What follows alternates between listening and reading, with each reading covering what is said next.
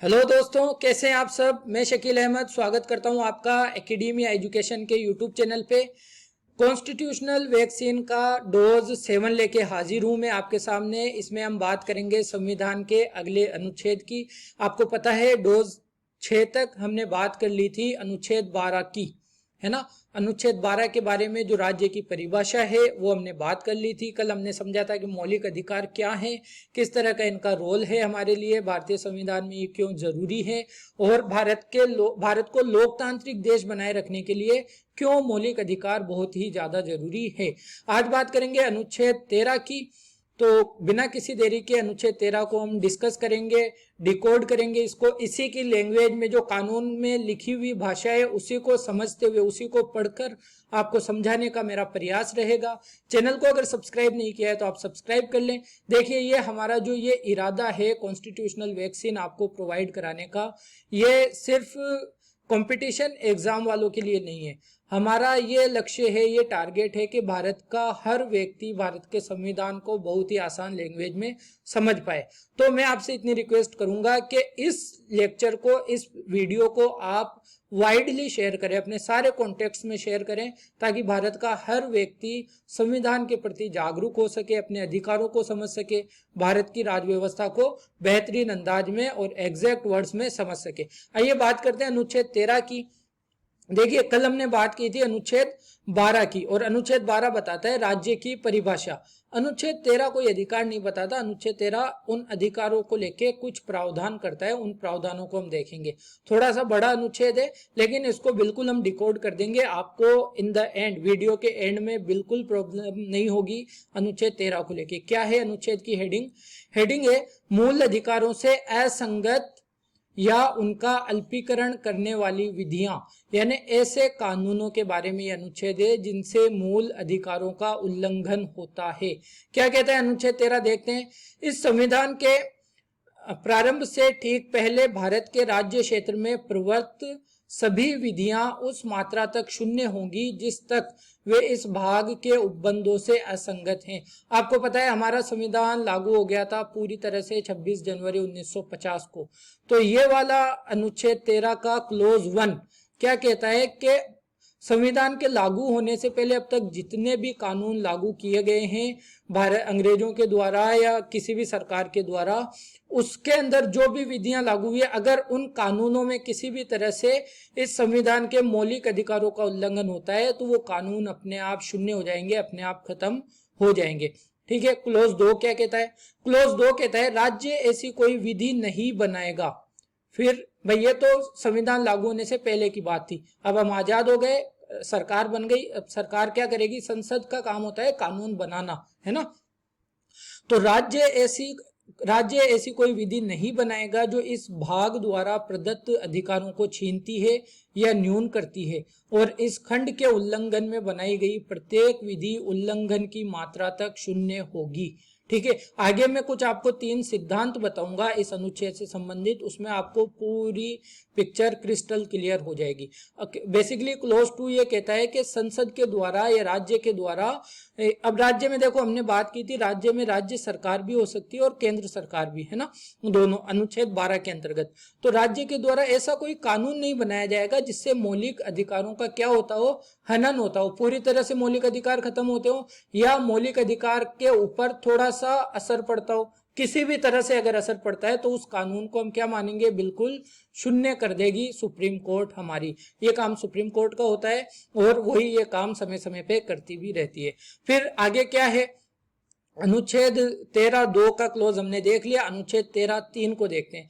इस अनुच्छेद में जब तक कि संदर्भ से अन्यथा अपेक्षित न हो विधि के अंतर्गत, अब देखो यहाँ पे ये बात कही है ना कि भारत की संसद या भारत की सरकार, राज्य के द्वारा ऐसी कोई विधि नहीं बनाई जाएगी। ये विधि से क्या मतलब है? इसके अंदर इसको आगे बताया गया है कि विधि से क्या मतलब है अनुच्छेद 13 के क्लोज 3 के अंदर। तो विधि से क्या मतलब है उसको हम देखेंगे इसके अंदर। ओके, क्या कहता है ये अनुच्छेद? विधि के अंतर्गत भारत के राज्य क्षेत्र में विधि का बल रखने वाला कोई अध्यादेश, कोई आदेश, उपविधि, नियम, विनियमन, अधिसूचना या कोई परंपरा, रूढ़ी या प्रथा है, ये सब किसके अंतर्गत आएगी? विधि के अंतर्गत, यानी भारत की सरकार द्वारा। अब देखो 26 जनवरी 1950 से पहले भी, 26 जनवरी 1950 के बाद भी सरकार द्वारा कोई कानून लिया जाता है, या 26 जनवरी 1950 से पहले ऐसी कोई विधि थी, कोई रूढ़ी थी, कोई अधिसूचना थी, कोई विनियमन था, कोई अध्यादेश था, कोई आदेश था, कोई उपविधि थी जिससे मूल अधिकारों का उल्लंघन होता हो, तो वो विधि, वो कानून अपने आप क्या हो जाएगा, खत्म हो जाएगा। ओके, फिर आगे क्या कहता है, प्रवर्त विधि यानी लागू हो चुकी विधि के अंतर्गत भारत के राज्य क्षेत्र में किसी विधान मंडल या अन्य सक्षम प्राधिकारी द्वारा इस संविधान के प्रारंभ से पहले पारित या बनाई गई विधि है। यह ऊपर का बता रहा है क्लोज 1 से रिलेटेड के प्रवर्त विधि क्या है। इस प्रवर्त विधि के अंतर्गत भारत के राज्य क्षेत्र में किसी विधान मंडल या अन्य सक्षम प्राधिकारी द्वारा इस संविधान के प्रारंभ से पहले पारित या बनाई गई विधि है जो पहले ही निरस्त नहीं कर दी गई है, चाहे ऐसी कोई विधि या उसका कोई भाग उस समय पूर्णतया या विशिष्टतया क्षेत्रों में परिवर्तन में नहीं हो। बेसिकली वही समझिए कि अगर कोई भी ऐसा कानून है, चाहे वो संविधान लागू होने से पहले या संविधान लागू होने के बाद, जो मूल अधिकारों का हनन करता है, चाहे पूरी तरह से हनन करे या आंशिक मात्रा में हनन करे, वो कानून मान्य नहीं होगा।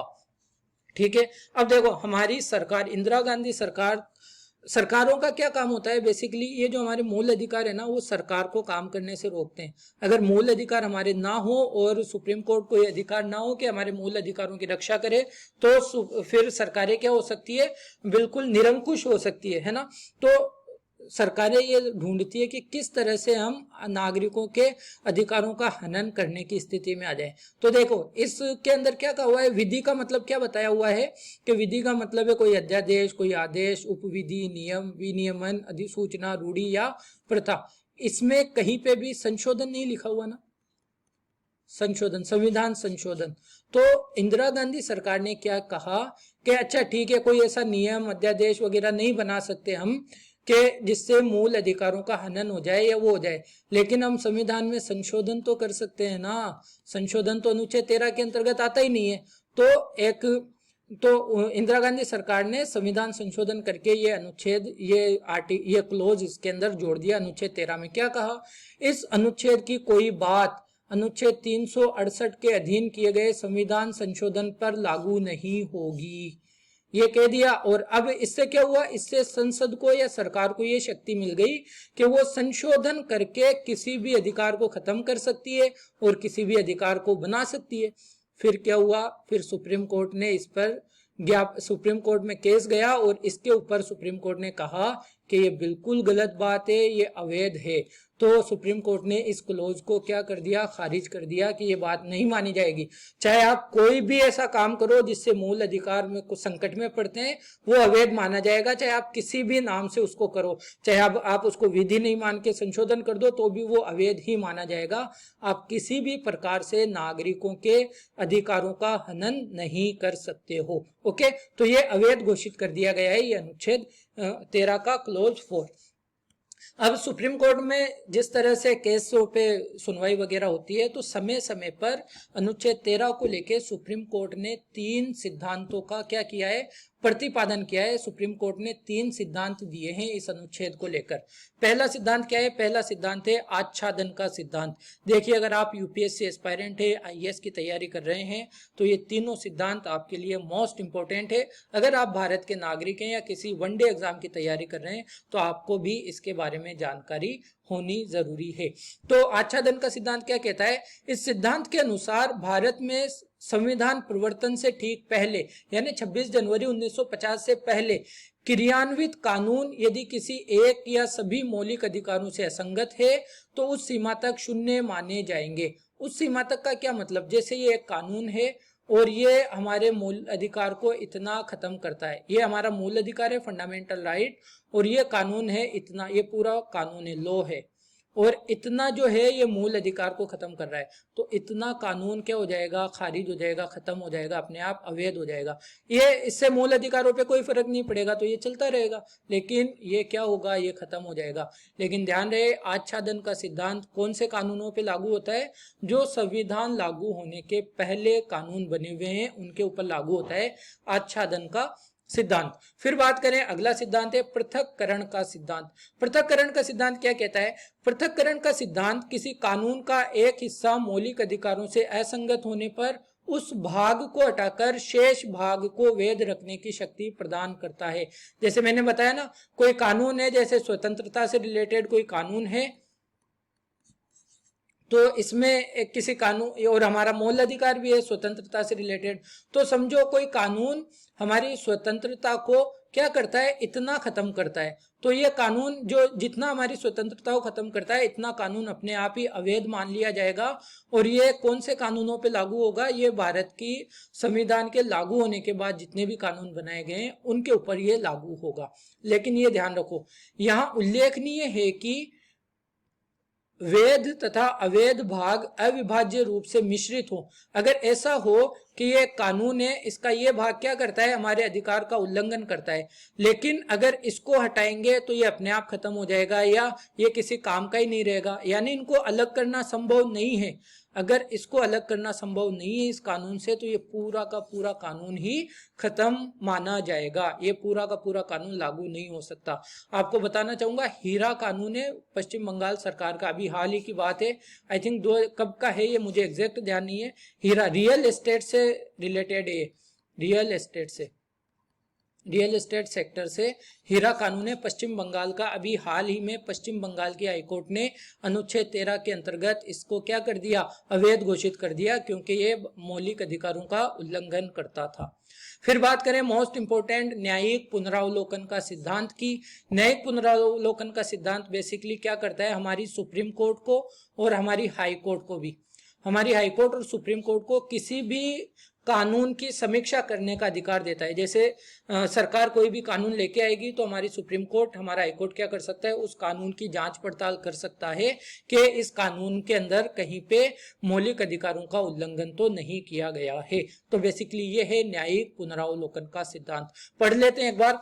यह सिद्धांत न्यायपालिका को प्रदत्त वह शक्ति है जिसके अंतर्गत न्यायालय संसद तथा विधानमंडल में पारित विधियों के संविधान संबंध होने का परीक्षण करता है। यानी वो जांच करता है कि जो कानून सरकार ने बनाया है वो संविधान के अनुसार है या नहीं, और संविधान के अनुसार होने का यही मतलब है कि कहीं उसमें मौलिक अधिकारों का उल्लंघन तो नहीं कर दिया गया है। ओके, तथा परीक्षण के दौरान यदि संसद द्वारा पारित कानून संविधान से असहमति रखता है तो न्यायपालिका उसे अवैध घोषित कर सकती है। ओके, इस प्रकार न्यायपालिका संविधान की मूल भावना की रक्षा तथा अभिभावक की भूमिका निभाता है। तो यहाँ से एक कॉन्सेप्ट क्लियर करें, संविधान क्या है, संविधान की रक्षा कौन करता है, संविधान की रक्षा करता है हमारा सुप्रीम कोर्ट, हमारी न्यायपालिका, और संविधान का अभिभावक भी कौन है, संविधान का अभिभावक भी है हमारी सुप्रीम कोर्ट। यहाँ पे खत्म होता है हमारा अनुच्छेद 3, अनुच्छेद 13।